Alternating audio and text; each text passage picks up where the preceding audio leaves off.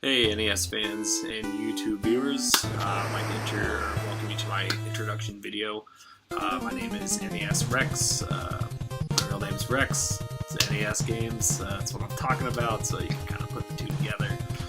I just wanted to start a YouTube channel because of some of the people that I saw with some Nintendo related channels that really kind of got the ball rolling in me wanting to put a collection together. It looked like everybody was having a really fun time picking up these old games that they played as kids, or just picking up games that they didn't play that they never got a chance to play. And I'm gonna go a little bit more into my story a little bit later. But I just wanted to give a shout out to a couple people. First and foremost, Angry Video Game Nerd. He's the one who totally got me into this. Probably like most people who go down this road. They just have a fun time enjoying his videos, seeing the crazy wacky things that he puts together. Pat the NES Punk. I've been watching a lot of his stuff recently. I was more into James's stuff earlier on when I started thinking about doing this, and I've been getting a lot into Pat's stuff here. The other guys at Cinemassacre as well too. I enjoy their parts of the videos that come out. Also, Michael B, the Game Genie, who my videos will mostly be modeled after. I liked his setup of doing a monthly video of everything that he's gotten. Looks like he's doing some reviews and stuff now. So I really enjoy his videos and just his style, which you might probably find out is pretty different than the way my style is going to be. Pretty tame right now. So maybe we'll get some different some different views once I get into reviewing games and stuff like that, or telling my stories how I found these games. But yeah, so I guess I'll tell you a little bit of my background. I am currently in Portland, Oregon, native Oregonian. I had a Nintendo as a child, but I'm gonna get to that in a second. I want to start this off and kind of how it came to be. My grandmother really loves to give me just stuff from her house. She finds this needs to not have things in her house, and she wants to give them away. So some of the things that my grandmother's given me, my grandpa used to have a boat. I have like a boat, like radio kind of thing, like a radar detector for a car from like the 80s, just like crazy random stuff that my grandparents have had. They've given me wine glasses, like blankets, just like random stuff.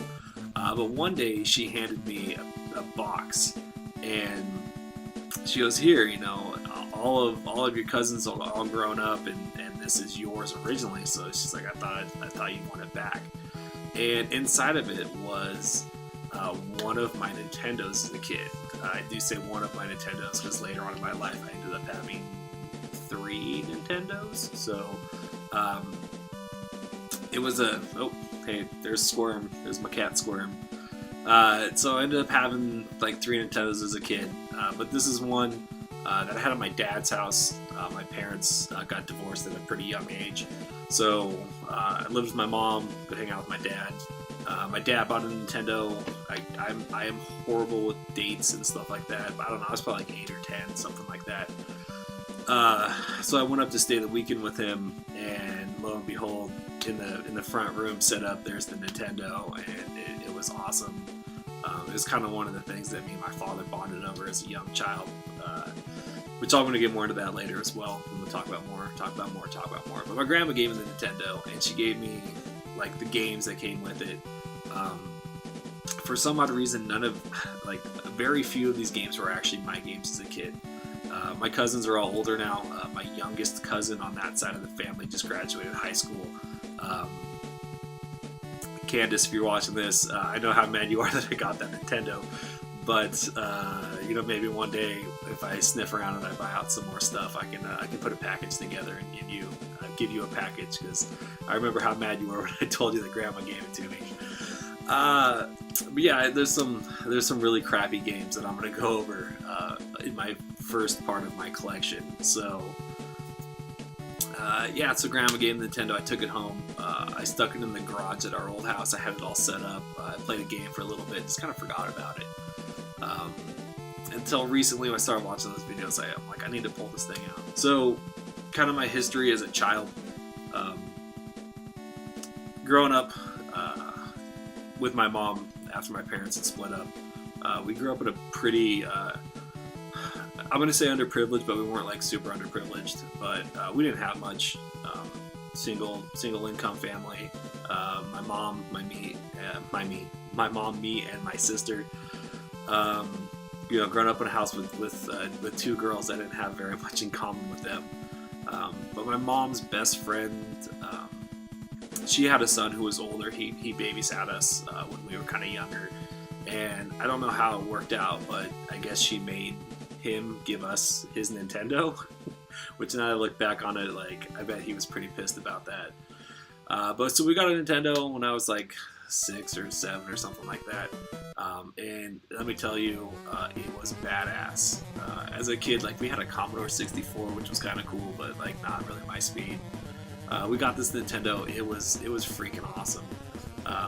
It came with a ROB, which now that I look back, I need to find out where that is, because it's complete. I think I got a complete ROB somewhere, so I need to find out where that is.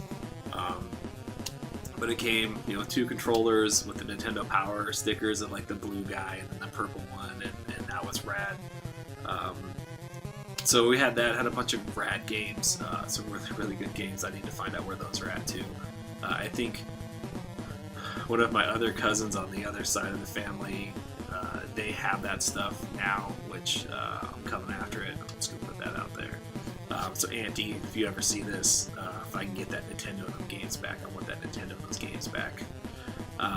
But so we had this stuff as a kid, and I loved that I played it. You know, I played the heck out of Mario Brothers 2 and 3. We had all 3 of them at some point. Metroid. I was huge into Metroid as a kid. When one of my other cousins, him and his friend came over to watch us one night, he popped in Justin Bailey, and my life changed after that. I was like, what? You can like just jump to the end of this thing? Crazy. Some other stuff. You'll probably hear me reference this a lot. Solomon's Key is like my all-time childhood favorite game. I love Solomon's Key. I've been on the lookout for Solomon's Key. I'm recording this intro video, and then I'm going to record kind of the October collection and then the November collection. So I'm going to be like a couple months behind until I get sped up here in a little bit. But as you will see, at the end of November, I probably will not have Solomon's Key yet. So I've been on the lookout for that. So yeah, I mean, that's kind of my history of a child. I had this Nintendo, had a bunch of rad games. Got another one at my dad's house. I picked up a third one later on in like my teenage years because, like I said, my mom gave the other one away. My dad gave the other one to my grandma for the younger kids. So I ended up not having a Nintendo for a while. So I went and bought one somewhere. I don't even remember. That one I gave to. I didn't give. That one I guess I left at an ex-girlfriend's house. And if you're watching this, I wouldn't mind having that back either. But yeah. So that's kind of where I was as a child. As an adult, like I said, I had one. I had one recently within the last couple of years. Took it over to a girlfriend's house at the time. We played it a little bit. That ended. That didn't come back with me. So if I get that one back, I think that's got a lot of my childhood games with it as well. You'll hear childhood brought up a lot. It's a lot of nostalgia to me. This is one of my favorite things as a kid. Like I said, growing up with 2 girls, you know, I was really into sports. I was really into video games.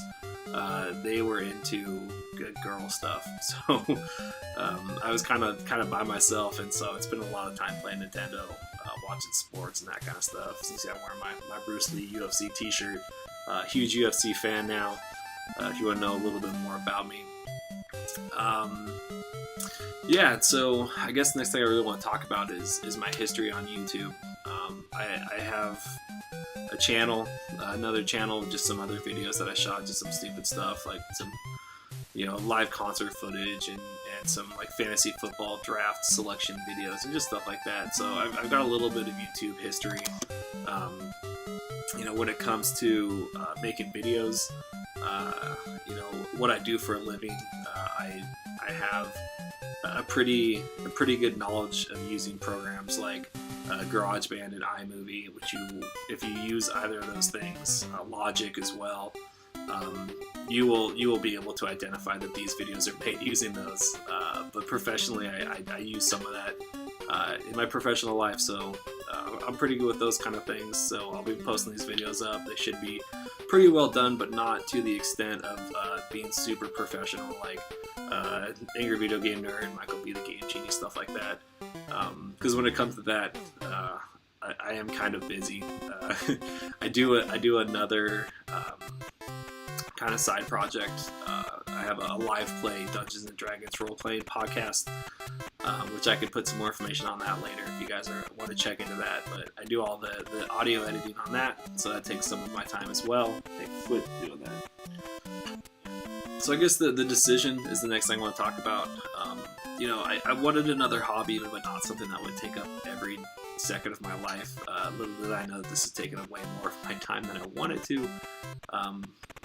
So watching those other YouTubers and seeing these other things that they're doing, it just put a spark in me as something that I wanted to do. So really what I'm looking to do on this channel is to do a monthly update of my collection, let you guys see what I got, talk about how much I paid for it, why I bought it, kind of the background between each cart, the storyline, if there's anything that interesting that happened and how I got that. And then I'm going to do some reviews. I'm going to do something. I'm going to try to do all of them. I'm going to try to review every game I have. So how I'm planning on doing that is starting from the beginning and working until the NES's end of life, when it got,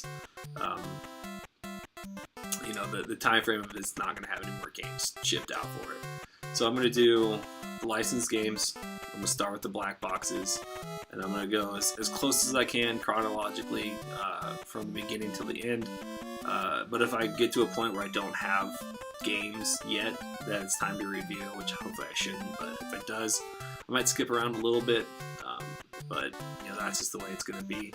I've got a rating scale I'm going to rate all the games on. I'm going to have another video that talks more about that, probably the first review that I do. But I don't plan on the reviews coming out as often. What I'm looking at is doing a week a week of the time that I have gameplay, and then after that week put a review out on the game. So if I get 2 reviews out a month, something like that, I'll be happy. So I'm looking at this as a long-term project. If people know me, they know I'm a short-term project person. I like to give up on things pretty easily, but this is something that I feel a little bit more passionate than I normally do, and I think I'm going to go ahead and stick with this one. So I guess we should get to what I came up with at the very beginning. So my grandma gave me the NES. I got started with 10 games. So she gave me, not just the 10 games, she gave me 10 games and then a box. So in this box were some manuals. Here's one, a baseball one from the Videoland Superstore. It's all beat up. It's all re-stapled and taped and stuff. That one's pretty bad shape. Super Mario Bros. 3 manual came in this. I did not have Super Mario Bros. The game though. It's a game tech registration card. NFL instruction booklet. LJN. Woo, go Rainbow. Tetris. Oh, of course, Tetris.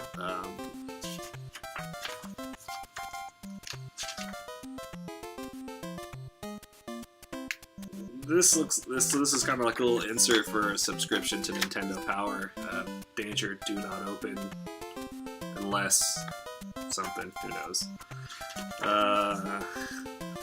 More Nintendo Power subscriptions. If you had this stuff as a kid, you knew that this kind of stuff came in everything. Looks like we got a poster here, a super sweet Game Tech poster. Wheel of Fortune, Price is Right, Hollywood Squares, Jeopardy, Password. My first poster, apparently. So I got that. One of my favorite games as a kid, Tecmo NBA basketball. Being from Portland, as you can tell, Portland is one of the top teams in this game. Here they are playing the Clippers. Portland is by far the best team in this game, and I will thoroughly trounce people using them. Another childhood favorite game, Fester's Quest. Jordan versus Bird, 1-on-1. I used to play this game a lot as a kid too. Like I said, huge basketball fan, huge Blazer fan. And then last but not least, the 2-in-1 Duck Hunt Mario Brothers booklet. And then of course my Wheel of Fortune box that came in.